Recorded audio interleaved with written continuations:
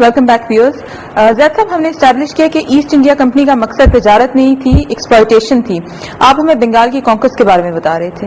دیکھیے، اب ہم ایک ایسے نازک موڑ پر آ گئے ہیں کہ جس تاریخ کو ہمیں بہت غور سے اور فکر کے ساتھ سمجھنے کی ضرورت ہے، کیونکہ جو کچھ ایسٹ انڈیا کمپنی نے بنگال میں کیا 1757 میں نواب سراج الدولہ کی شہادت کے بعد، جو غداری سے، بغاوت سے، جو فساد برپا کر کے انہوں نے اس پوری جنگ کا پانسا پلٹا اور سراج الدولہ شہید ہوئے، یہ تاریخ میں پھر ایک پہلا موقع آیا مسلمان تاریخ میں بھی کہ ایک بہت بڑے مسلمان خطے پر ایک ملٹی نیشنل کمپنی کا قبضہ ہو گیا. یہ بہت یونیک بات ہے. دیکھیے، اس کو سمجھنے کی اس لیے ضرورت ہے کہ East India Company British crown نہیں تھی. It was a multinational. اس کو بادشاہ وقت میں انگلینڈ کے اجازت دی ہوئی تھی آپریٹ کرنے کی، but still it was not a government. وہ ایک ملٹی نیشنل کرائم سنڈیکیٹ تھا. It was a cartel, it was a mafia. اس کا ایک ڈان تھے، یعنی اس کے جو گروپ تھے وہ سارے گینگسٹرز تھے کہ جنہوں نے قبضہ کیا اس علاقے پر جو ایک وقت میں مسلمانوں کی بہت بڑی حکومت ہوا کرتی تھی بنگال میں. اس کے بعد انہوں نے کیا کیا؟ کیونکہ دیکھیے، جو کچھ آج کی ماڈرن ملٹی نیشنل کرائم سنڈیکیٹس کر رہے ہیں، جو ہم نے پچھلے پروگراموں میں ڈسکس کیا ہے کہ جس طرح یہ گلوبل فوڈ سپلائی کنٹرول کرتے ہیں، کس طرح گلوبل میڈیسن سپلائی کنٹرول کرتے ہیں، جس طرح یہ گلوبل اکانومی کنٹرول کر رہے ہیں، یہ سب کچھ کلیکٹیولی ایسٹ انڈیا کمپنی نے بنگال میں کیا تھا اپنی حکومت قائم کرنے کے بعد. لہذا اس کو سمجھنا، میں نے عرض کیا نا کہ جو کچھ آج ہو رہا ہے اس کا تاریخی پس منظر ہے. یہ کرتے چلے، خون بہت عرصے کا ان کے ہاتھوں کو لگا ہوا ہے. انہوں نے جو ہی ایسٹ انڈیا کمپنی نے بنگال پہ قبضہ کیا، دیکھیے انہوں نے سٹیپس کیا لیے.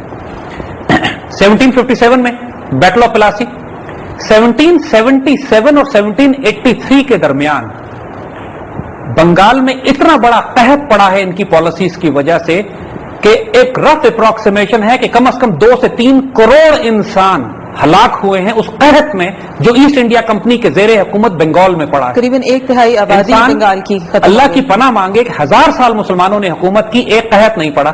ایسٹ انڈیا کمپنی کو آئے ہوئے 20 سال ہوئے ہیں، 3 کروڑ انسان باپ بیٹے کی لاشیں کھاتے ہوئے مارے گئے وہاں پہ. یعنی حال یہ تھا وہاں پہ، ان کرونیکلز میں، ان کے ریکارڈ میں لکھتے ہیں کہ لوگ لاشیں کھا کے زندہ رہ رہے تھے ایک دوسرے کی، اور کھانے کو غلہ نہیں تھا. وہ greenery, Bengal was a greenery جہاں پہ غلہ نکلتا تھا پورے انڈیا کے لیے.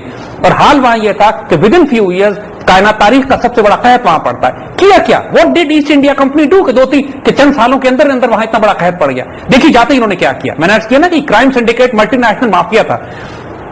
پہلا کام انہوں نے کیا، جاتے ہی وہاں پر بنگال کے فارمرز پہ 50% ٹیکس لگا دیا.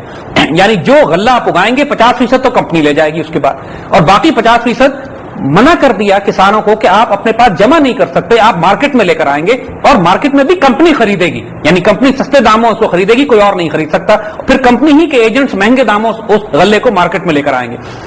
دوسرا انہوں نے یہ کیا کہ پابندی لگا دی لوگوں کے اوپر کہ آپ نے چاول اور غلہ کاشت نہیں کرنا، آپ نے انڈیگو، یعنی ایک رنگ ہوتا ہے جو کپڑے رنگنے کے اور سیاہی بنانے کے کام آتا ہے، اور اوپیم، بھنگ، افیم کاشت کرنی ہے آپ نے. تیسرا انہوں نے وہاں پر جو مقامی صنعت کار تھے، جو مسلمانوں کی مقامی تجارت تھی، ایک ڈھاکہ کا ململ مشہور تھا. یعنی وہاں کے ایسے کپڑے مشہور تھے، کہتے ہیں کہ پورا ململ کا تھان جو ہے ایک انگوٹھی میں سے نکل کے چلا جاتا تھا. اتنی باریک اور لطیف ململ ہوا کرتی تھی، صرف اس لیے کہ انگلینڈ کا کپڑا وہاں بیچا جا سکے اور مقامی کپڑے کی انڈسٹری کا بیڑا غرق کرنا ہے. تو ان سارے کاریگروں کو انگوٹھے کٹوا دیے انہوں نے، یعنی پوری لوکل انڈسٹری کا بیڑا غرق کر دیا. لہذا لوگوں کے پاس جب یہ حکم دے دیا گیا کہ آپ غلہ نہیں اگا سکتے، آپ کو انڈیگو، آپ کو کیش کراپس اگانی ہے، وہ کیش کراپس جن کی ایسٹ انڈیا کمپنی کو ضرورت تھی. آگے ہم ڈسکس کریں گے کہ یہ اوپیم کے ساتھ کیا کر رہے تھے. لوگوں کو غلہ جمع اگانا منع کر دیا گیا، اور جو غلہ اگاتے بھی تھے اس کا 50% ٹیکس میں لے جاتے تھے، 50% خود خرید کے مہنگے داموں واپس دیا کرتے تھے. لوکل انڈسٹری کا بیڑا غرق کر دیا، لوگوں کے انگوٹھے ہاتھ کٹوا دیے کہ لوگ تجارت نہ کر سکے، اپنی انڈسٹری کام نہ کر سکے. نتیجہ یہ ہوا اس کے نتیجے میں کہ سراج الدولہ کی شہادت کے 20 سال کے اندر ایک خوفناک قحط پڑتا ہے بنگال میں. اور جیسے عرض کیا کہ 3 کروڑ کے قریب، ان کے اپنے فگر 1 کروڑ کے ہیں، لیکن یہ فگر ان کے دیے ہوئے ہیں، اور خود ان کے ہسٹورین بھی مانتے ہیں کہ یہ کنزرویٹو فگر ہے، اصل فگر اس سے کئی گنا زیادہ تھا. یعنی تقریباً بنگال کی 70 سے 80% آبادی صاف ہو چکی تھی، کئی کروڑ کی آبادی میں سے. یہ صرف بنگال میں کیا انہوں نے. 1757 سے لے کر 1857 تک، دیکھیے 1857 کی جنگ آزادی جب ہوتی ہے تو اس کے جہاں اور بہت سارے سیاسی وجوہات تھی، اس کی بہت بڑی وجہ یہ تھی کہ 100 سال کے اندر بٹوین 1757 اور 1857 پورے انڈیا میں جہاں جہاں کمپنی کی حکومت تھی وہاں اتنا قحط پڑتا تھا، اتنا ظلم و ستم تھا، اتنے لوگوں پہ ظلم کیے جاتے تھے، اتنا تباہ برباد کر دیا گیا مقامی تہذیب کو اور مقامی آبادی کو کہ 1757 کی بغاوت میں اس کا بہت بڑا دخل تھا. اور اس کے بعد 1757 کے بعد برٹش حکومت نے یہ ریئلائز کیا کہ صاحب اگر کمپنی کی حکومت چلتی رہی تو انڈیا ہمارے بالکل ہی ہاتھ سے نکل جائے گا، تو انہوں نے براہ راست کمپنی کو ایبزارب کر کے، یعنی ملٹی نیشنل کو ایبزارب کر کے وہاں پہ کراؤن نے، براہ راست حکومت نے اپنی حکومت قائم کر لی، برٹش کراؤن نے. لیکن جو بات ہم ایمفسائز کرنا چاہ رہے ہیں، پلیز اس بات کو سمجھنے کی کوشش کیجیے گا. ایسٹ انڈیا کمپنی نے کیا کیا انڈیا میں جا کے 1617 سے لے کر 1757 تک تقریباً 125 سال ان کو لگے ہیں کہ جب بنگال میں انہوں نے اپنی فیکٹری کو فورٹ میں کنورٹ کر کے اپنی آرمی ڈیولپ کر کے غدار خرید کر نواب سراج الدولہ کو شکست دی، اور اس کے بعد پھر ان کو روکنے والا کوئی نہیں تھا چونکہ مغل حکومت ویسے ہی مرکز سے کمزور ہو چکی تھی. جو بڑی بڑی غلطیاں اب نوٹ کرنے کی ہیں، کیونکہ آج وہی غلطیاں آج ہماری انہی غلطیوں کو آج کی ملٹی نیشنل ایکسپلائٹ کر رہی ہیں ہمارے معاشروں میں. جب آپ ایک فورن کرائم سنڈیکیٹ کو، فورن ملٹی نیشنل کو اپنی منوپلی بنانے کی اجازت دے دیتے ہیں کسی ملک میں، کسی چیزوں کو کنٹرول کرنے کی، جب آپ ان کو یہ اجازت دیتے ہیں کہ ٹی وی پر اپنے اشتہار چلا کر وہ معاشرے کی سوشل فیبرک تبدیل کر دیں، جب آپ ان کو یہ اجازت دیتے ہیں کہ آپ کے ملکوں میں فری ایکسس ہو ان کو، جب آپ ان کو انویسٹمنٹ کے نام پر کھلی اجازت دیتے ہیں اپنے ملک میں تجارت کرنے کی کہ مقامی آبادی، مقامی تجارت، مقامی انڈسٹری کا وہ بیڑا غرق کر کے رکھ دیں اور ان پر کوئی چیک نہ لگایا جائے، جس طرح آج کی ملٹی نیشنل کارپوریشنز کرتی ہیں جن ممالک میں جا کے، پھر وہ آج کی ملٹی نیشنل پھر جا کے مقامی انڈسٹری کو خریدنا شروع کر دیتی ہیں پرائیویٹائزیشن کے نام پہ. ایگزیکٹلی یہی ایسٹ انڈیا کمپنی نے کرنا شروع کیا تھا انڈیا میں، ان کنسیشنز کو ایکسپلائٹ کرتے ہوئے جو بادشاہ وقت نے ان کو دے دی تھی. انہوں نے غدار بھی خریدے بادشاہ کے دربار میں، انہوں نے اپنی فوجیں بھی بنائی، انہوں نے اپنا معاشرے کا سوشل اور کلچرل فیبرک تبدیل کرنا شروع کر دیا، لوگوں کی ویلیو سسٹم تبدیل کر دی، اور جو بڑی بڑی لوگوں کو خریدا انہوں نے ایسٹ انڈیا کمپنی کے. دیکھیے اپنے مقامی انگریز فوجی تو تھوڑے ہوا کرتے تھے، باقی تو وہ مقامی فوجی استعمال کرتے تھے جو استعمال کرتے تھے کرائے پہ، تنخواہوں پہ خرید کے. کیونکہ جب پیسہ supply, money supply, food supply یہ کنٹرول کرتے ہیں تو قوموں کو، قبیلوں کو، لوگوں کو استعمال کرنا بڑا آسان ہو جاتا ہے ان کے لیے. تو ایسٹ انڈیا کمپنی کا یہ پیٹرن جو انہوں نے بنگال میں برپا کیا، جس کے نتیجے میں کروڑوں انسان ہلاک ہوئے، یہ صرف بنگال کی بات کر رہے ہیں ہم.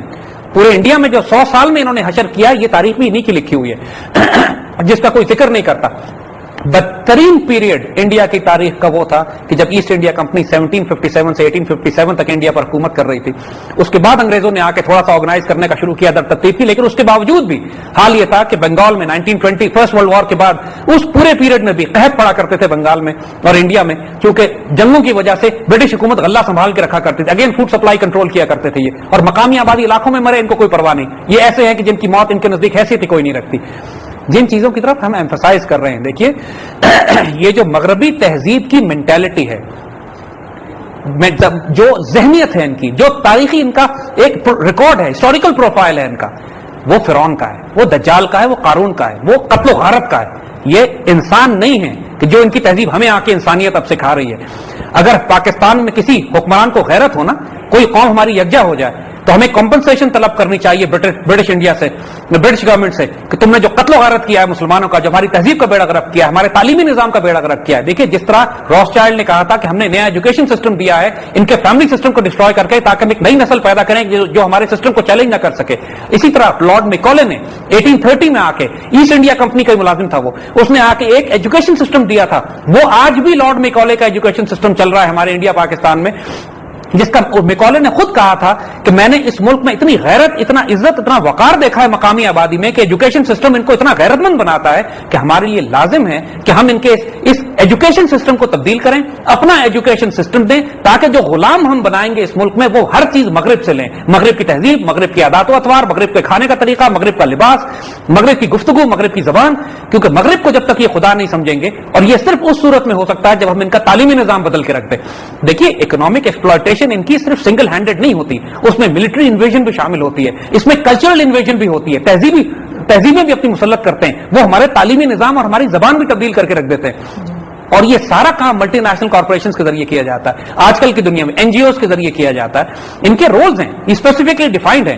تو ہم نے وہی جو بات ہم آپ کو ایمفسائز کر رہے ہیں کہ دیکھیے جو کچھ یہ آج کر رہے ہیں، اب ہم آئیں گے انشاءاللہ اگلے 2-4 پروگراموں میں ہم سولوشنز کی طرف بھی آ جائیں گے، لیکن اس تاریخ کو سمجھنا اس لیے ضروری ہے. انڈیا میں بھی یہی تھا کہ مختلف، یعنی فرینچ بھی انڈیا میں موجود تھے، گوا میں جو ان کو پورٹس تھی، پورچوگیز کی بھی پورٹس موجود تھی. آج بھی کراچی میں اگر آپ دیکھیں تو مختلف نیشنلٹیز کے لوگ ابھی بھی ڈسینڈنٹس باقی ہیں، انگریزوں کے بھی، پورچوگیز کے بھی، جو کراچی میں آج بھی رہتے ہیں. مگر اس سپر پاور کانفلکٹ سناریو میں انڈیا کا انہوں نے بیڑا غرق کرا کے رکھ دیا. That's up stunning historical facts that you've given us and we will continue to discuss them but next week, اس لیے کہ آج کے پروگرام کا ٹائم ختم ہو چکا ہے. ویورز آپ کی فیڈ بیک کے لیے ہمارا ای میل ایڈریس ہے info@brasstax.biz. Until next time ہمیں اجازت دیجیے. خدا حافظ.